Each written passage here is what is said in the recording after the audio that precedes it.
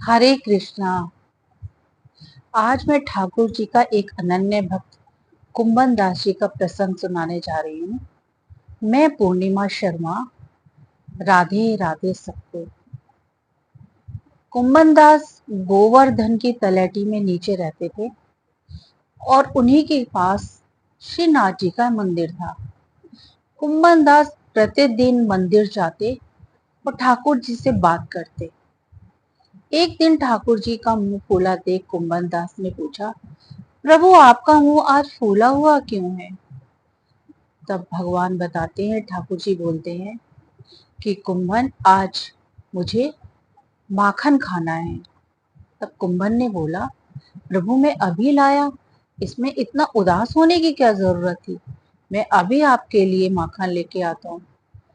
तब भगवान बोले, नहीं कुंभन, मुझे यहाँ का लाया हुआ माखन नहीं चाहिए, मुझे गोपी के घर से घर पे जाकर माखन खाना है। तब कुंभन बोले, भगवान ऐसे कैसे संभव हो सकता है कि हम किसी गोपी के घर जाकर माखन खाएं? लोग हमें पहचान जाएंगे, हमें पकड़ लेंगे, ये ठीक नहीं है। तब ठाकुर जी बोलते हैं कि कुंभन, एक गोपी मेरे यहाँ रोज आती है और मुझे रोज आकर बोलती है, भगवान मुझे अपनी गोपी बना लो। तो मुझे आज उसके घर जाना है, उसके घर से ही माखन खाना है। और उसके घर पे आज कोई भी मर्द नहीं है क्योंकि सब लोग बारात में गए हैं और खाली स्त्रियां ही घर में हैं। तो हम पीछे से जाकर उसके घर से माखन खा लेंगे। तब कुंभन बोलता है, नहीं प्रभु, अगर हमें किसी ने देख लिया? तो प्रभु बोलते हैं, कोई बात नहीं, कोई देख लेगा तो तब हम देख लेंगे, आज मुझे उस गोपी के घर से ही माखन खाना है। तब कुंभन दास ने बोला, ठीक ठीक है प्रभु, जैसे आपकी इच्छा। अब दोनों जने उस गोपी के घर पहुंचते हैं, पीछे की तरफ से जाते हैं। पीछे एक खिड़की जो है वो खुली हुई थी। तब भगवान कहते हैं, तुम पहले मुझे खिड़की के ऊपर बिठा दो और तुम तो लंबे हो, और फिर कूद के अंदर आ जाना। तब कुंभन दास ने उसे खिड़की के ऊपर बिठा दिया। अब भगवान छलांग लगा के अंदर चले गए और कुंभन कूद के खिड़की से अंदर आ गया।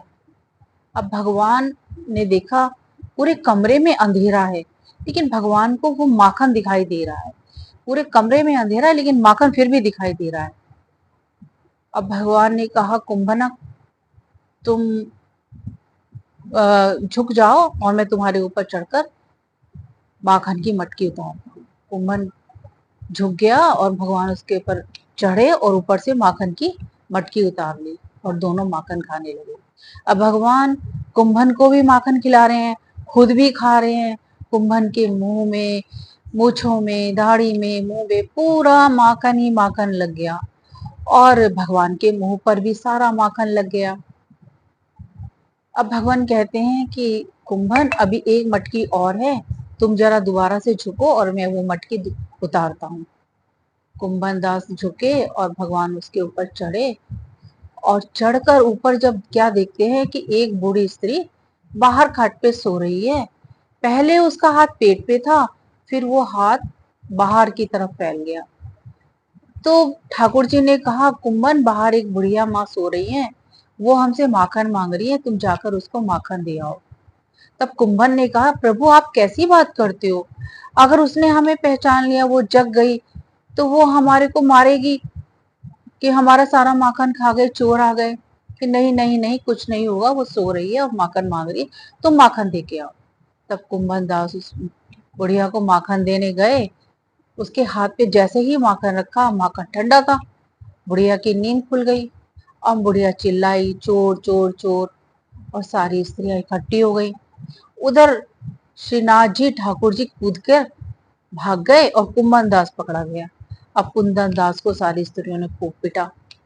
तब एक स्त्री आई और उसने कुंभन दास को पहचान लिया कि ये तो बहुत बड़े संत हैं और भगवान के अन्यायी भगत हैं, ये कैसे यहाँ पर आ गए?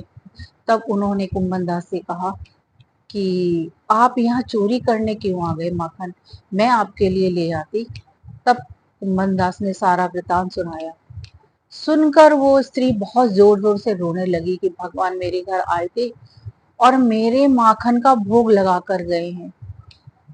तो ये है सच्ची और अनन्य भक्ति, विश्वास की भक्ति, जिसे भगवान पर पूरा विश्वास होता है। जो सच्चे मन से भगवान को पुकारता है, भगवान उसके घर में जरूर आते हैं, जरूर आते हैं।